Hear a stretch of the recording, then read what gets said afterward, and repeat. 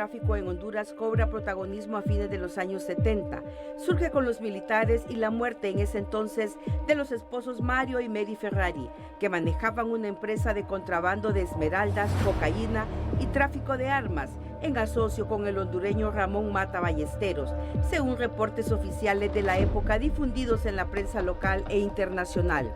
Mata se le ligaba entonces con nexos con importantes cárteles colombianos y mexicanos que afincaban su imperio en esos países. Los esposos Ferrari aparecieron muertos en 1977, en donde hoy se conoce como la colonia Cerro Grande, y se presume fueron ejecutados por secuaces de Mata, que los llevaron a Colombia, los torturaron y luego mataron al retornarlos a Honduras. La revista especializada en criminalidad organizada Insancray así lo registra en su serie Élites y Crimen Organizado en Honduras, Juan Ramón Mata Ballesteros. Mata Ballesteros guarda prisión actualmente en una cárcel de máxima seguridad en Estados Unidos tras un polémico secuestro en una operación combinada de los cuerpos antidroga de Estados Unidos y fuerzas hondureñas. De acuerdo con esos registros, la impunidad con que operaban los esposos Ferrari obedecía a las conexiones que tenían con los militares, que para en esa época eran parte del gobierno de facto en el país. Honduras retorna formalmente a la democracia en 1980. Para esos años se indicaba que Honduras era un país de tránsito de la droga, especialmente marihuana. Luego vino la cocaína en pequeña escala y no se vislumbraba como un país que tiempo más tarde iba a configurar todas las líneas de la narcoactividad. País de tránsito, país productor, país procesador de droga, país distribuidor y país consumidor. En cada una de estas fases, los ligues de los narcotraficantes con los militares, la policía e incluso otros operadores de justicia ha salido en mención en relatos, investigaciones de prensa, académicas, de sitios especializados y juicios, especialmente en los tribunales de Estados Unidos, cuando se juzgaron a los primeros capos de la droga hondureña. Tras la captura de Mata, hubo una especie de pausa prolongada en la lucha contra las drogas en el país, hasta que aparece nuevamente a fines de los años 90 y la entrada de la década del 2000.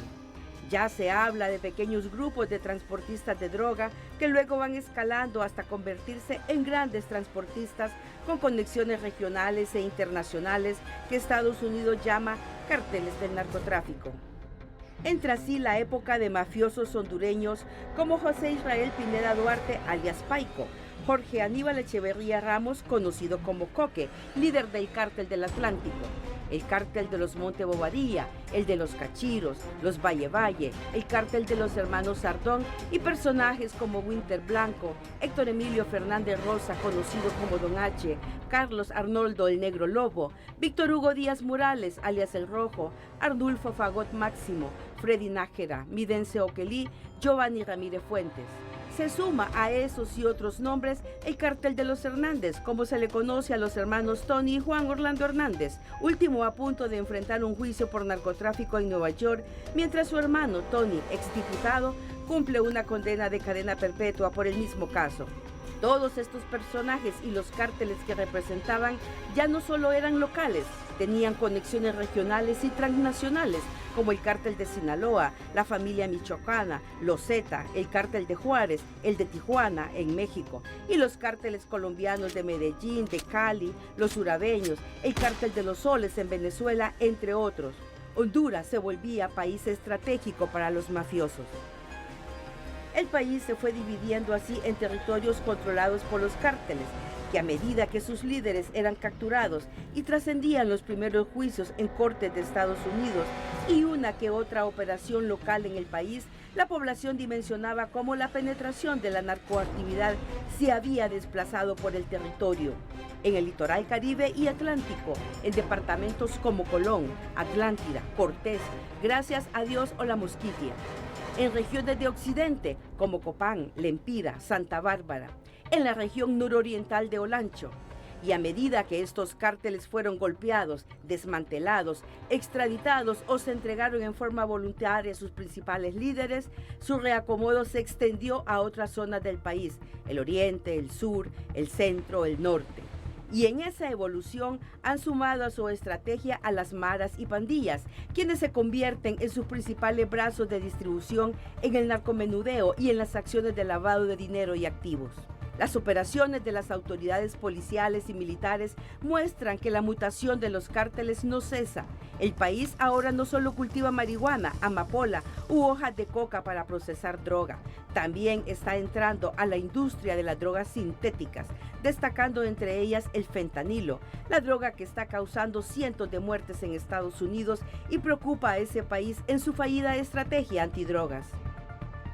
Pero esa penetración de la narcoactividad y su ramificación en el país escaló a otro nivel, la narcopolítica, con el financiamiento ilícito de campañas, algo que se mencionaba ya en 1987 en diarios estadounidenses, pero que cobra fuerza y vigencia con el juicio de Fabio Lobo, un hijo de un expresidente, en donde uno de los líderes del cártel de los Cachiros, Davis Leonel Rivera Maradiaga, destapa cómo y cuánto aportaron por casi 2 décadas que duró su imperio a la política en el país. El financiamiento ilícito de campañas empieza a ser relatado por las protagonistas de los sobornos, pero también la penetración y cooptación de estructuras del Estado desde antes del gobierno de Juan Orlando Hernández, al igual que la colusión con algunas élites políticas e incluso empresariales, algunas de las cuales fueron designadas en listas como la Kingpin de Estados Unidos. Hoy, un exgobernante, Juan Orlando Hernández, está por ingresar al banquillo de los acusados en un tribunal en Nueva York, acusado de conspiración y otros delitos ligados al narcotráfico.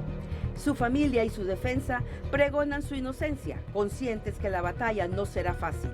El veredicto tarde o temprano se conocerá, pero en este país la historia del narcotráfico seguirá inconclusa, en tanto no se complete el rompecabezas del resto de actores en la cooptación del Estado, aprovechando su fragilidad institucional, la corrupción y la impunidad. Telma Mejía, Telenoticias.